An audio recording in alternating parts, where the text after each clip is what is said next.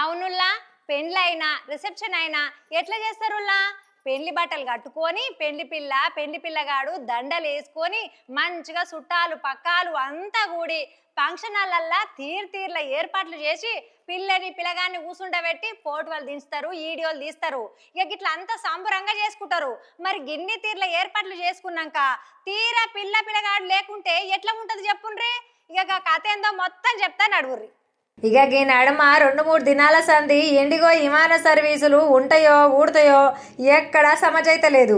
Urgent పనుల మీద బయట దేశం పోయేటోళ్ళు టిక్కెట్లు బుక్ చేసుకొని ఎయిర్పోర్ట్కి వస్తే ఇండిగో విమానాలు ఈగంలో ఇరుకులు పెట్టబట్టే దేశంలో దాదాపుగా 500 విమానాలు రద్దయినాయట.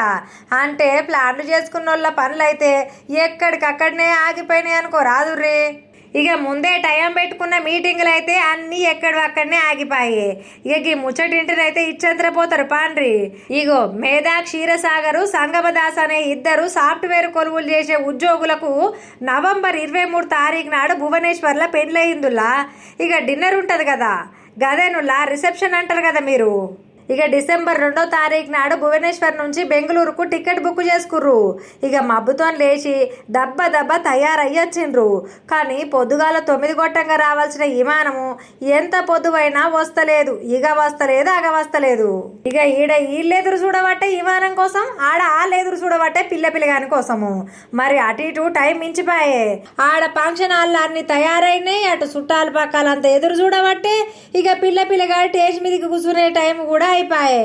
ఇక చేసేదేం లేక వీడియో కాల్లో ఎల్ఈడి స్క్రీన్లో ఫంక్షన్ హాల్లోకి వచ్చిండ్రు అన్నట్టు.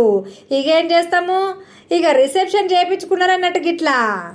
ఇక పిల్లగాడు స్టేజ్ మీద కూకునే టైం సుతా ఒడిచింది. ఇక చేసేదేం లేక వీడియో కాల్ చేసి ఎల్ఈడి స్క్రీన్లో ఫంక్షన్ దావతలో హాజరయ్యారన్నట్టు. ఇక తీరుగానే రిసెప్షన్ చేయించుకున్నారులా. ఇక చూసిండ్రా, ఫంక్షన్ హాల్లని ఆంగులార్ వాటలన్నీ మస్తుగా ఖర్చు పెట్టుకొని జబర్దస్త్గా చేసుకుంటే ఆఖరికి పెళ్లి పిల్లగాడే అందకపాయే.